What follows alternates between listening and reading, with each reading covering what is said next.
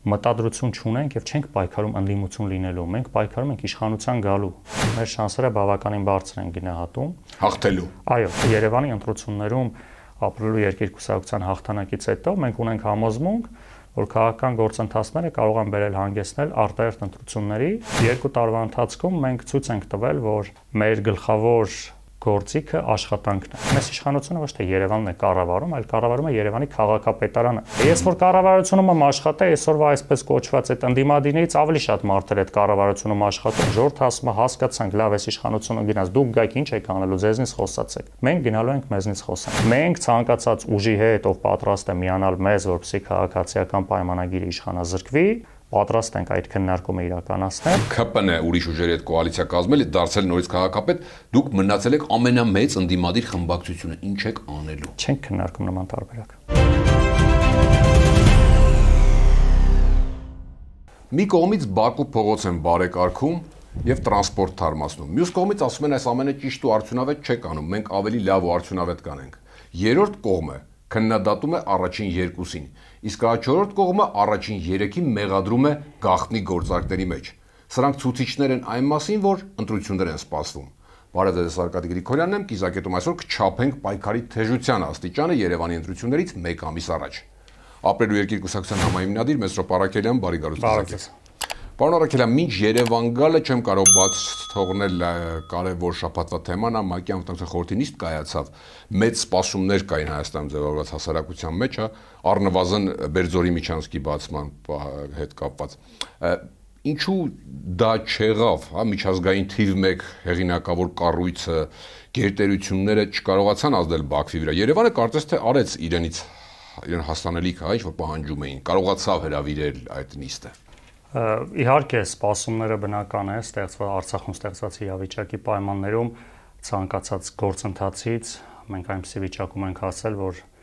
պետք է դրական սպասումներ ունենալ, որովհետև Արցախում գտնվող մեր հայրենակիցները արդեն ցեղասպանության շեմին են։ Բայց եթե ավելի այդ էմոցիոնալ հատվածը դնենք մի կողմ, քաղաքական տեսանկյունից մենք ունենք այնպիսի իրավիճակ, որ Հայաստանի իշխանությունները վարչապետի գլխավորությամբ Արցախը ճանաչում են Ադրբեջանի տարածք։ Հետևաբար միջազգային հանրությանը ներկայացնել Արցախում ստեղծված իրավիճակի քննարկում, առնվազն միջազգային հանրության համար այդ քննարկումը վերաբերվում է Ադրբեջանի տարածքին եւ ունենալ ակնկալիքներ, որ Հայաստանի պահանջները կամ խնդրանքները պետք է կյանքի կոչվեին, ամենևին էլ իրականությանը մոտ չէին, որովհետեւ եթե Հայաստանի իշխանությունները Արցախ ճանաչում են Ադրբեջանի տարածք, դրանով փաստում են, որ ցանկացած հարցի քննարկում վերաբերում է Ադրբեջանի ներքին խնդիրներին։ Եվ հետեւաբար այդ հարցի լուծումը լավագույն դեպքում պետք է լինի Ադրբեջանի ներքին խնդիրների լուծման շրջանակներում, եւ այս վերջի ամիսների Հայաստանի այդ ռետորաբանությունը Արցախը Ադրբեջան ճանաչելու հանգեցնում է նրան իրավիճակի, այսինքն աշխարհն ասում է, թե դուք չեք ճանաչում, որ ունեք որևէ իրավունքներ Արցախի նկատմամբ, մենք ինչի պետք է ձեր փոխարեն, այսինքն Հայաստանի իշխանությունն ինչ է անում, ասում է մենք Արցախի հետ գործ չունենք, բայց միջազգային հանրության ասում է եկեք մեր փոխարեն Արցախով զբաղվեք։ Այդ անմտություն է։ Առնվազն մենք պետք է ունենանք մեր հստակ պահանջը Արցախի նկատմամբ, որից հետո նոր ակնկալենք միջազգային հանրության հնարավոր աջակցությունը։ Իհարկե, մարդու իրավունքների տեսանկյունից ՄԱԿ-ը պետք է որևէ քայլեր ձեռնարկի, բայց այդտեղ էլ եկեք իրատես լինենք, մենք այս պահին սևեռված ենք Արցախում տեղի ունեցող իրավիճակի մասին, բայց պետք է հասկանանք, որ նման դեպքեր ցավոք աշխարհում հիմա էլ կան, եղել են ու լինելու են, այսինքն պատերազմներ, ցեղասպանություններ, եւ այսօր ՄԱԿ-ը կամ նման միջազգային կառույցները դարձել են ընդհանրեն այդ փաստերի արձանագրողներ, եւ երեկ էլ Նիկոլ Փաշինյանը կառավարության նիստին ասում է ՄԱԿ-ը արձանագրեց, որ Լաչինի միջանցքը փակ է, հետո այսինքն մի օր էլ նման ձևով միջազգային տարբեր կառույցներ արձանագրում են, որ 15 թվականին ցեղասպանություն է եղել։ Դեպի Արադ Միրզոյանն էլ ասաց, եկեք այնպես չանենք, որ դուք հետո ոգեկոչող դառնաք։ Դե անում են, այսինքն դա մենք ենք անում, այսինքն այսօր ՄԱԿ-ը եւ նման կառույցները դարձել են գերտերությունների շահերի ընդհանրապես մի հատ պլատֆորմ, որ իրենց շահերի շրջանակներում այդ պլատֆորմում ինչ որ ձևակերպումներ են լինում եւ արդեն այդ բառը, որ արդեն կարելի ասել ներվայնացնում է հայ հասարակությանը, կոչ անել, այսինքն շարունակում են կոչերով դիմել Ադրբեջանին ու չգիտես ինչի Լաչինի Միջանցքի փակման վերաբերյալ երկու կողմերին են կոչ անում, այսինքն այդ կոչերի գաղափարը մենք միշտ ենք, չէ, ականատես եղել է Ադրբեջանը ռազմական ագրեսիա էր իրականացնում, կրակում զոհեր երկու կողմերին կոչ են անում հրադադարի, այսինքն այդ կոչերի ռեժիմով մենք ոչ միտեղ չենք հասնի, ինչ ակնկալել միջազգային հանրությունից, միակ տարբերակը Ադրբեջանի եւ բռնապետ Ալիևի նկատմամբ պատժամիջոցներն են, բայց նույնպես եմ կրկնում, դրանից առաջ մենք պետք է ինչ-որ բան անենք։ Մենք պետք է հասկանանք, որ այսօր աշխարհում մնացել ենք մենակ։ Առնվազն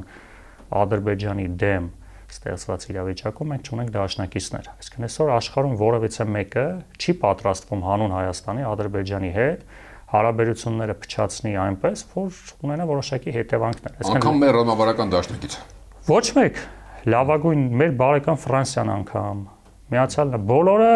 բավարարում են բացառապես կոչ անելով կամ լավ այդ կոչի փոխարեն պահանջելով, այսինքն բացի հայտարարություններից մենք չենք տեսել աշխարհում բազմաթիվ նման ագրեսիաների դեպքում, նման բռնապետերի պահվածքի դեպքում հաջորդում են պատժամիջոցներ, անձերի նկատմամբ, ընտանիքի, այսօր գաղտնիք չի, որ Ալիևյան ռեժիմը տասնյակ բիզնեսներ ունի Ադրբեջանի տարածքից դուրս, եւ Ռուսաստանում, եւ Եվրոպայում, հետեւաբար աշխարհը եթե ցանկություն ունենա 5 րոպեում Ալիևին այնպիսի վիճակում կհասցնի, որ նման պահվածքը կդադարի, բայց նույնպես եմ կրկնում, մենք միջև քայլեր չձեռնարկենք, մենք միջև չֆիքսենք ինչ ենք ուզում, աշխարհը մեր փոխարեն ոչինչ չի անելու, իսկ այս իշխանությունը իր վերջի ամիսների քաղաքականությունով ավելի հեռացրեց եւ ամբողջովին տարանջատեց Արցախի հարցը Հայաստանից։ Արցախի հարցի լուծումը Երևանում է իշխանապողության միջոցով։ Երեք գրեց ձեր կուսակցության ղեկավար քաղաքապետի տեխնացու Մանեթ Հանդիլյանը։ Գրառումը որոշակի քննադատություն առաջ բերեց սոցցանցերում, որքանով ես եմ նկատել, ինչ էր դա նշանակում, ինչ ասում էին, ինչու եք Արցախը կապում Երևանի հետ։ Ինչ կար այս գրառման տակ։ Արցախի հարցը մեզ համար Հայաստանի հարցն է, որովհետև անկախ Արցախում ստեղծված իրավիճակից կամ Արցախի կարգավիճակի քննարկումից Արցախում կա հարց, առնվազն Արցախի բնակչության անվտանգության եւ հումանիտար խնդիրների, որի գլխավոր շահառուն պետք է լինի Հայաստանի Հանրապետությունը։ Եվ մեր համոզմամբ, որը նաեւ մեր կուսակցության քաղաքականության գլխավոր ուղղություններից մեկն է, Արցախի հարցը սխալ է եւ չպետք է օտարվի Հայաստանի Հանրապետությունը։ Երևանից, պարոն Արաքելյան, Երևանի իշխանապողությունից։ Չէ, տեսեք, մենք հիմա գանք դրան, մենք առնվազն մեզ համար փաստել ենք, որ Հայաստանում մինչև չլինի այնպիսի իշխանություն, որի համար Արցախը օրակարգային է, Արցախի հարցի վերաբերյալ դրական ակնկալիք սպասելը բացառված է։ Ինչպես ենք մենք պատկերացնում իշխանապողությունը։ Ի տարբերություն շատ ուժերի, որ վերջին 2 տարում նաև մեզ էին քննադատում, որ պետք է դուրս գանք փողոց պայքարենք, մենք որևէ արձագանք չենք տվել նման ուժերի գործողություններին, բայց եկել հասել ենք ամիսներ առաջ նաև այսօր ընտրությունների մասնակից որոշ ուժեր ասում են, հələ սեպտեմբերին Երևանը չի լինի, ինչ Երևանի ընտրություններից է խոսում, բայց Երևանը կա ու լինելու է անկախ իշխանության կամ որոշ այլ ուժերի բացասական հռետորաբանությունից, մենք իշխանապողության արդյունավետ ճանապարհ ենք տեսնում ընտրությունները։ Հետևաբար Երևանի ընտրություններում ապրելու երկիր կուսակցության հաղթանակից հետո մենք ունենք համոզմունք, որ քաղաքական գործընթացները կարող են բերել հանգեցնել արտահերթ ընտրությունների,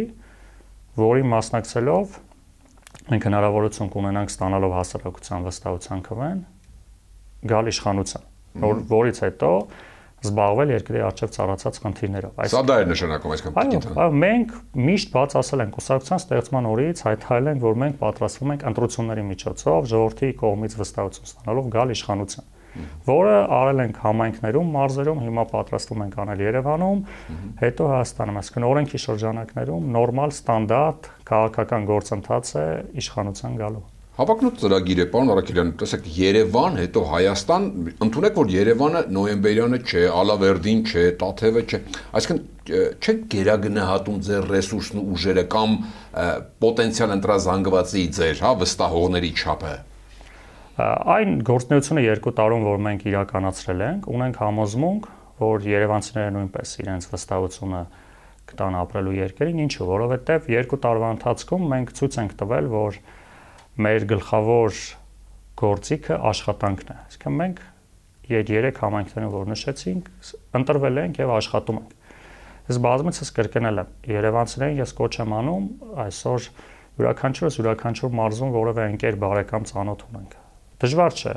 զանգահարել Ալավերդի, Նոյեմբերյանի կամ Տաթևի իրենց ընկերներին հարցնել, արդյոք գոհ եք ապրելու երկրին, որ ընտրել եք, արդյոք նրանք աշխատում են, թե չէ։ Իսկ սա ցույցիչ է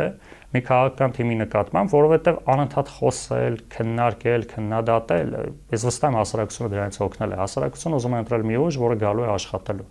որը գալու է գործ անելու։ Մենք թիմ ենք, որը գալու է աշխատի Երևանում։ Այնպես ինչպես օր ու գիշեր, թող հարցնեն արդյոք դժգոհ են մեր համայնքի ղեկավարներից։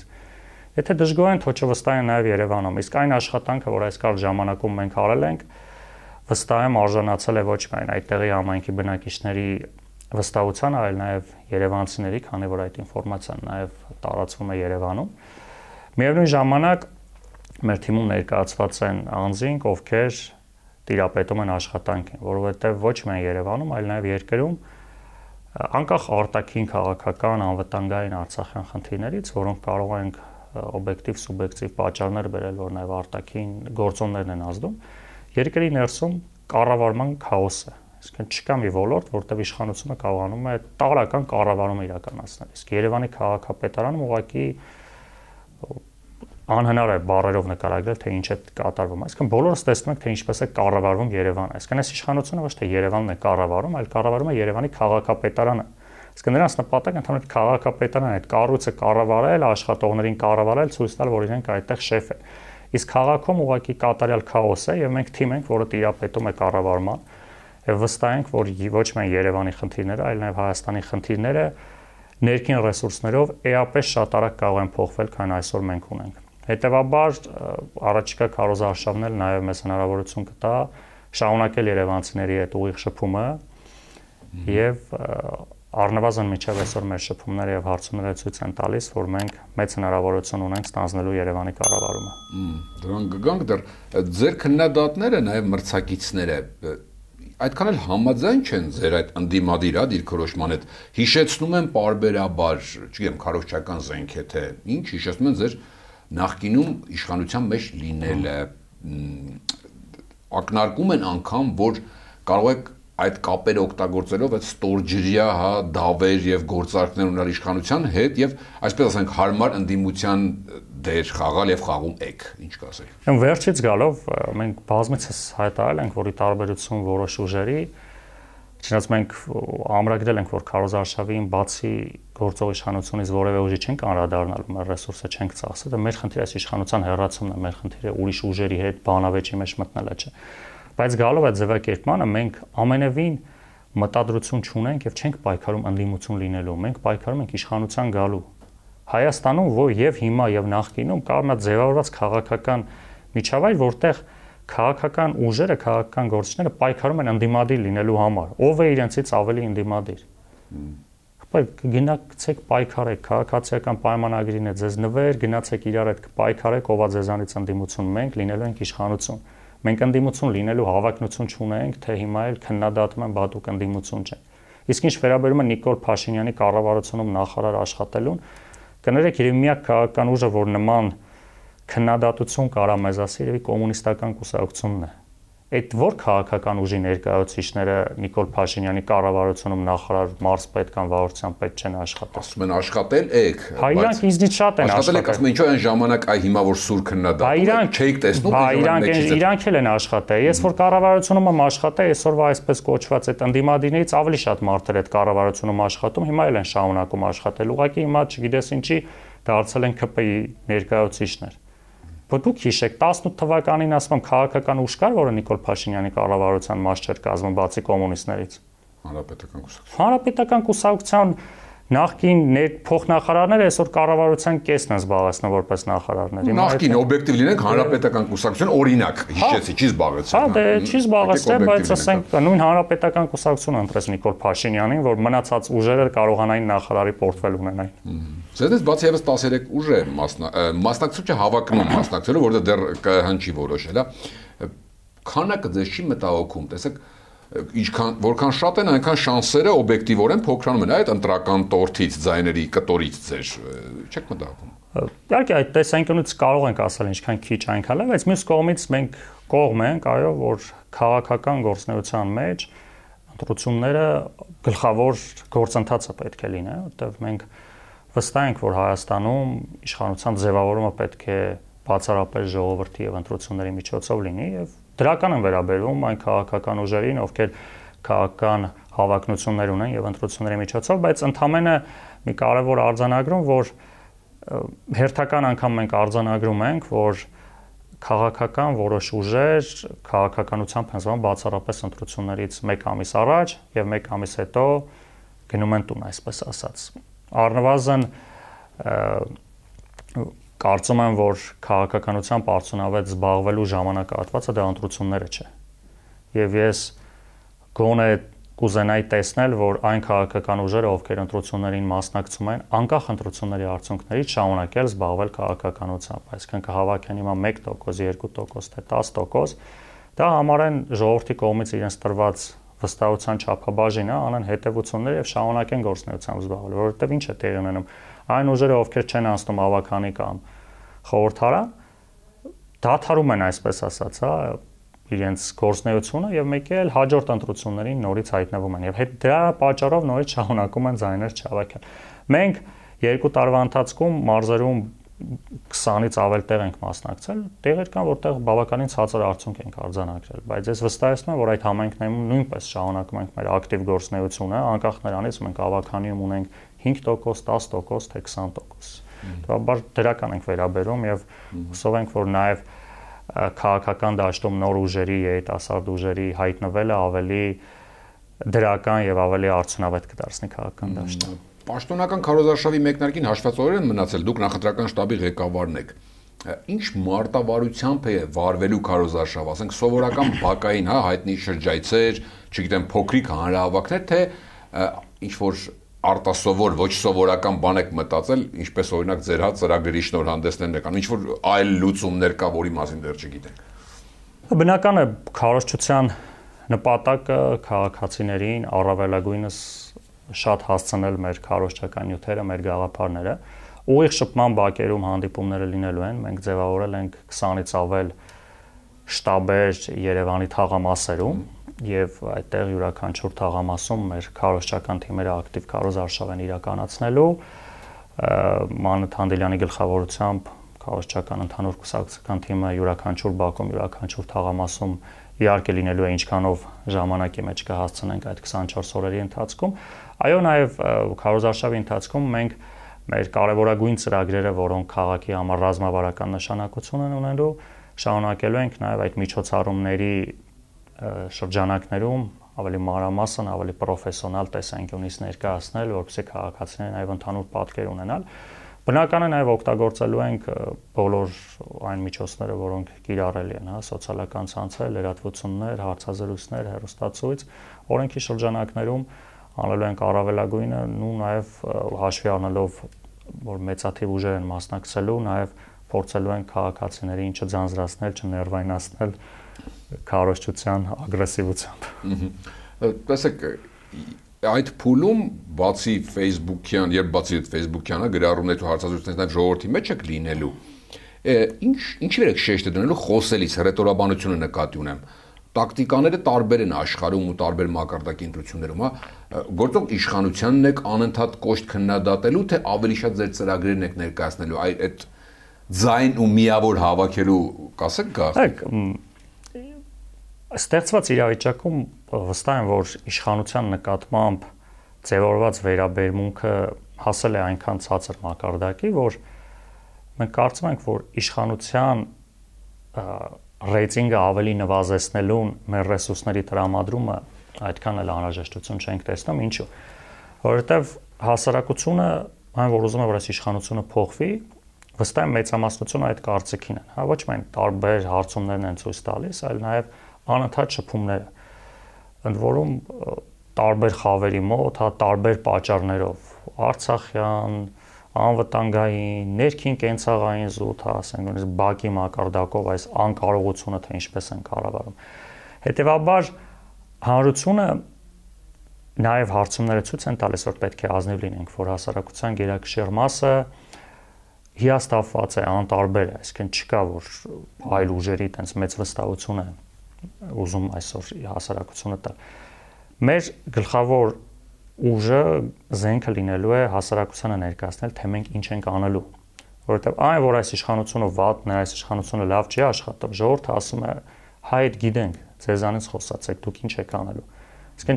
գնալ ժողովրդին ասել, որ անարդյունավետ են աշխատում, Արցախի մասին չեն մտածում, սահմանային անվտանգության խնդիր ունեն, նորություն չի դա։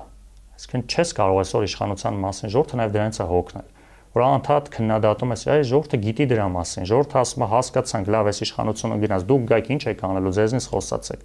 Մենք գնալու ենք մեզնից խոսենք, գնալու ենք խոսենք, թե մենք Երևանը ինչպես ենք սարքելու եվրոպական մակարդակի արդյունավետ քաղաք, որտեղ մարդիկ ապրելու են հանգիստ, երջանիկ, չունենալով այնպիսի խնդիրներ, ինչպեսի այսօր ամեն քայլափոխի, այսօր չկա Երևանում մարդ, որը Երևանում ապրելով, որ մի ժամ ապրի, հա մի կիլոմետր տեղաշարժի ու որևէ խնդրի չառնչվի։ Չկա, այսինքն Երևանում չկա մի տարածություն, որ դու կայնաս մի կիլոմետր գնաս, ասենք մի ժամ տեղափոխ ու որևէ խնդիր չունենաս։ Այդ խցանումներ, օդի աղտոտվածություն, մայթեր չկան, մի խոսքով անընդհատ խնդիրներ են։ Մենք գալիս ենք ասենք, թե այդ խնդիրները ոնց ենք լուծելու։ Տեւաբար նաև ցույց տալով մեր աշխատանքը այն ինչ որ արել ենք մարզերում, կարծում ենք, որ արդյունավետ քարոզչություն կունենանք։ Հարցումներից խոսեցիք։ Դուք ձեր շանսերը ոչ թե ավականիում հայտնվելու, այլ հենց հաղթելու։ Ինչպես է գնահատում կուսակցության եւ դա գնահատելու համար գործիքներ կիրառել եք, ասենք կա պրակտիկա, չէ՞, կուսակցություններ կան սոցհարցումներ, ինչ-որ հարցումներ, այլ տեսակներ են պատվիրում կամ իրենք են անում։ Դուք եթե կա կբացեք փակագծերը։ Հարցումներ անում ենք, բնական է, այդ հարցումների նպատակը ոչ միայն հասկանալ, հա, քանի տոկոս այդ միայն թվերը չի կարևոր, այդ հարցումները մենք սկսել ենք անել նաև բացահայտելով Երևանի խնդիրները, որի հիմքում ընկած են նաև այն ծրագրերը, որը մենք ներկայացնում ենք երևանցիների, եւ շատ կարևոր է հասկանալ այդ հարցումներից հետո գործողություններ, դա այսինքն այդ գործողությունները, որ անում ես արդյոք դինամիկան դեպի դրական է գնում։ Այդ ամեն ինչը հաշվի առնելով, որ այս 1 ամիս դեռ կա ու հասարակության մի զգալի հատված դեռ չի որոշել ում է ընտրելու եւ այն պատճառները, որով ինքը չի որոշել, հա, այս պահին եւ որը ազդելու է որոշման վրա, այդ վերլուծությունները բերում են նրան, որ մեր շանսերը բավականին բարձր են գնահատում հաղթելու։ Այո, իհարկե ընտրություններում այն ժողովուրդն է որոշում, ով ինչքան ձայն է ստանալու, բայց մենք գնում ենք միայն հաղթելու եւ Երևանում իշխանություն ունենալու։ Սեպտեմբերի, եկեք վերջում ավարտենք մի հիպոթետիկ սցենարով, հա, սեպտեմբերի 18-ի առավոտն է, պատկերացրեք, արթնացրեք կամ չեք քնել ամբողջ գիշեր, ենթադրում, մտել եք ավականի, սակայն մեծամասնություն ունենալու, հա, քաղաքապետ առաջադրելու համար, այդ մեծ չի բավականացնում, շատ քիչ եւ հաջորդ գալիս է արդեն հաջորդը ձայներով, օրինակ գալիս է քաղաքացիական պայմանագիրը, կոալիցիա պետք է կազմեք, ինչ-որ բան պետք է անեք իշխանություն վերցնելու համար։ Ինչ եք անելու, ճիշտ է, դուք բազմիցս նշել եք, որ իրենց հետ բացառում եք։ Այ քաղաքականության մեջ երբեմն լինում են, հա, ռևերսները, ինչ եք անելու։ Բացառելը շարունակում ենք բացառել, լավ օրինակ էր, ասեմ, այսինքն եթե տեսականորեն ուժերից որևիցե մեկը 50% չի հավաքում, հետեւաբար դա նշանակում է, որ քաղաքացիական պայմանագրից բացի մնացած ուժերը միասին կարող են հավաքել եւ պետք է հավաքեն 50%, այսինքն հասարակ թվաբանությունը, չէ՞, թե քաղաքացիական պայմանագիրը հավաքում է 25% ձայն, նշանակում է մնացած ուժերը իրար հետ հավաքել են 75% ձայն։ Այսինքն ցանկացած պարագայում մի քանի ուժ միասին պետք է 50-ից ավել, որ նման նախադեպ մենք ունեցել ենք նաեւ նույն Ալավերդիում մենք հավաքել ենք 49% ձայն եւ Հայ ազգային կոնգրեսի հետ 2%-ով միավորվեցինք, ունեցանք 51% ձայն։ Մենք Հիմա այս մասնակիցներին որ նայում եք, հա,